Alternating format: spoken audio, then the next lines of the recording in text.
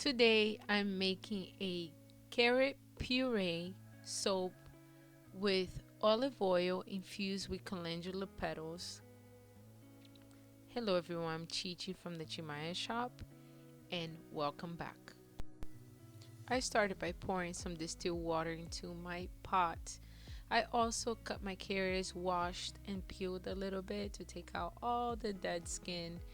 And now I'm just gonna let it boil for about 20 minutes and I'll be back to check on the carrots.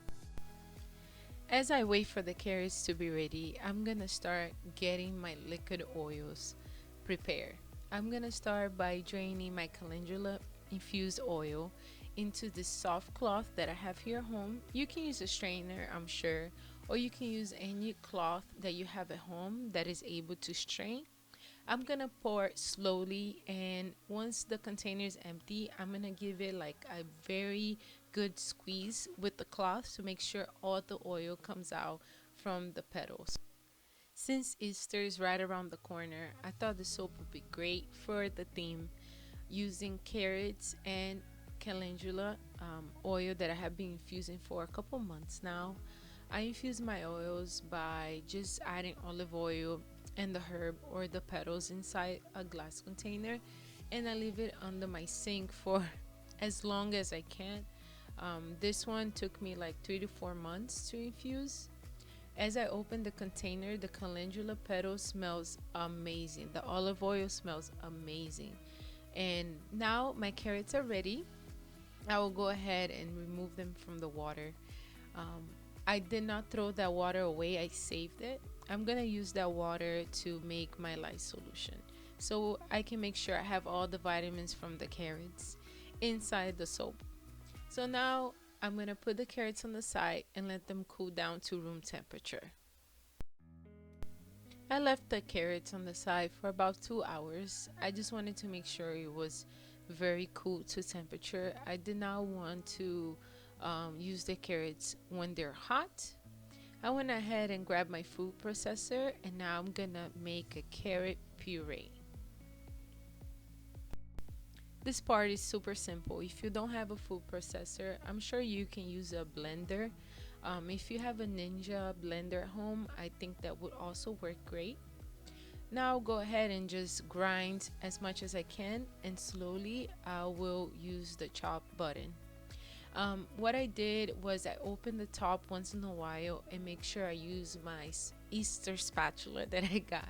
I was so excited to use it, and I just make sure I'll move it around a little bit inside to make sure there's no chunks of carrots. Now my puree is all ready. The consistency is like baby food, I have to say. Very soft, not a lot of fiber, as liquid as you can make it. If you don't have a food processor, um, like I said, you can use a blender, but I'll leave the link down below for the food processor. Now I'm gonna use the water from the carrots, and I'm gonna complete the amount with the still water. And as soon as I have the correct amount, I'm gonna slowly pour my lye to my distilled water. Make sure you pour the lye into the water, not the other way around, because it can cause a chemical reaction and it can be very damaging to the skin. I'm gonna go ahead and mix it and put that on the side.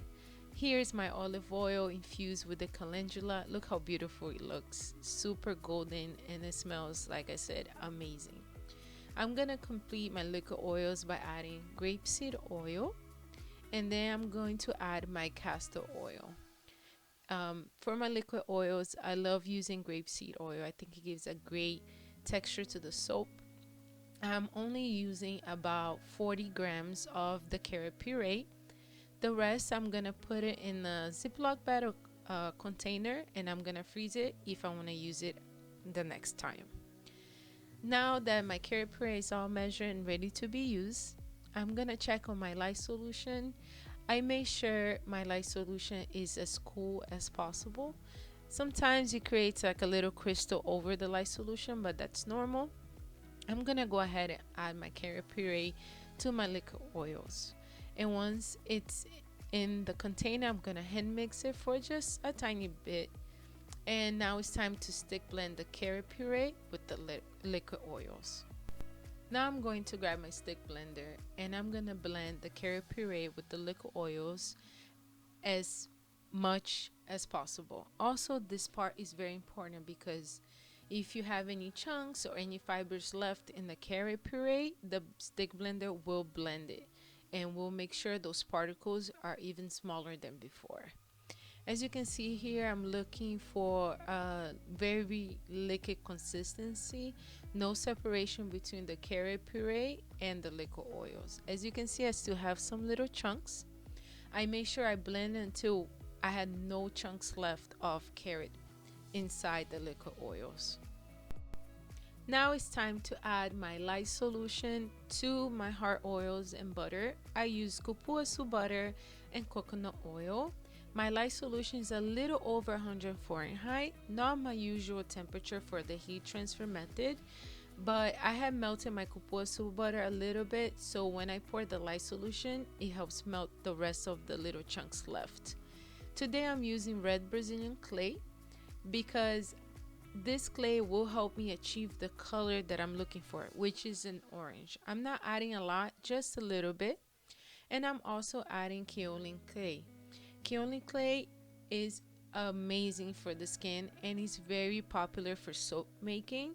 It gives the soap a great texture. Once you apply to your skin, it helps remove all the oils and it helps clean the skin as well.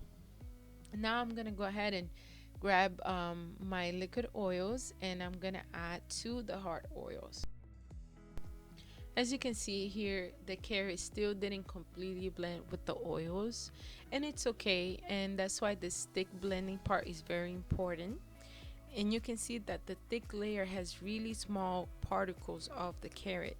I let some fall into the soap batter, but I didn't want the whole thick layer inside the soap because I wanted to keep a nice light texture to the soap when it's cured. I used the strain and I strained it as much as I could. As you can see in the strain, I still have some fibers and some little carrot pieces in there. Now it's time to grab the stick blender and blend until we pass emulsification. Make sure you burp your blender into the batter. As you can see, I popped some bubbles because you don't want those bubbles floating inside your soap batter. So when you pour into the mold, you don't have any air pockets.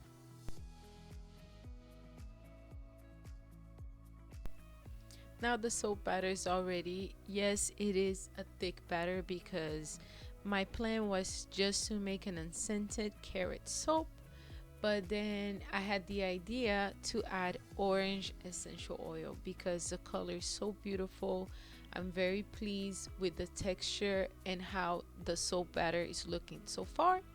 I got this orange blood essential oil at Aroma. I love this company. I'll leave their website below if you'd like to purchase any of their products. I'm adding about 10 mLs, I believe, or 12 mLs of orange essential oil, so the soap will have a light scent. The orange essential oil smells kind of strong. My goal here was to make an all-natural handmade soap, and I think I have achieved that. And now I'm just gonna hand mix my essential oil until everything is well blended. Also, I'm adding poppy seeds because I think the poppy seeds will give a great look to the soap, especially for the theme carrot and orange soap for Easter.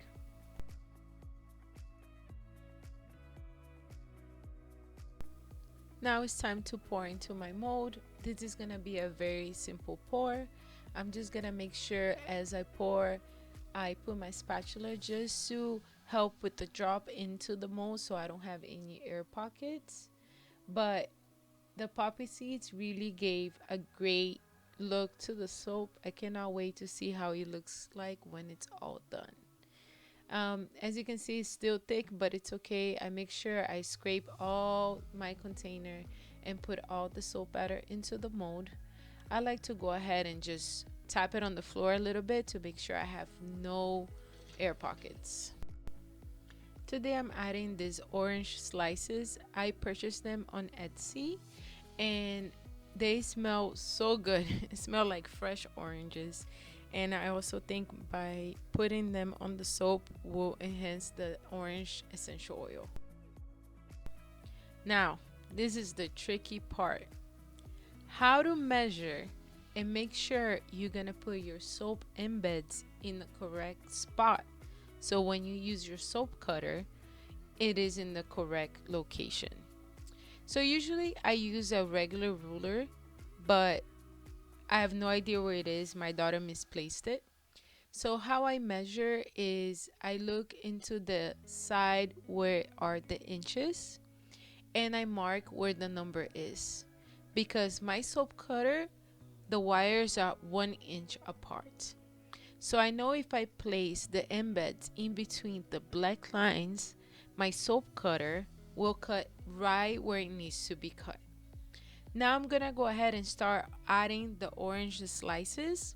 What I did, I cut them in half because I only purchased 10 and I wanted to save some for the future because I have other soap plants with orange and I wanted to make sure I go ahead and have some for the future. As you can see, I just place them very slowly. I concentrate because I don't want to make a mistake, and I just place them in between the black lines. Some people use the black marker to mark exactly where they need to put the embeds, but you have to do what's easier for you. It took me a while to figure how to do this because every time I put the embeds, I always put in the wrong place. But as you can see here, everything is working out and I still get confused. So I have to count the lines just to make sure I'm doing correctly.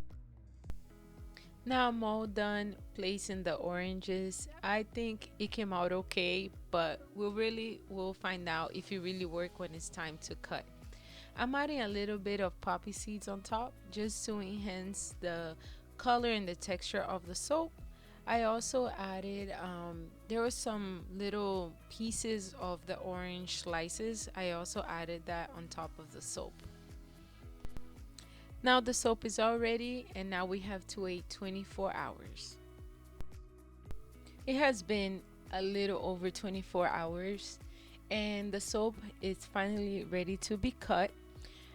Thank God all my oranges were placed in the correct spot. I'm so grateful right now because I always struggle to put the embeds in between the wires. But as you can see here, it was perfectly placed. And I am loving the scent of the soap. It's a light scent, which is perfect for those that don't like a strong scent in the soap, but also doesn't like a soap that is unscented. The poppy seeds will add a light scrub to the soap. And you can see in the middle of the soap is still going through the gel phase, which is normal. In about 4 weeks, the soap will be ready to be used, and I believe that the middle part will go to its regular color, which is orange. There is one thing I would change about the soap. I would definitely add more essential oil because I noticed the scent is not as strong as when I added the essential oil to the soap batter. If you really love my videos and you enjoy all the recipes and all the soap videos that I made so far, please give me a thumbs up and subscribe to my channel so I can keep making more videos. Thank you so much for watching. I cannot wait to see you guys again.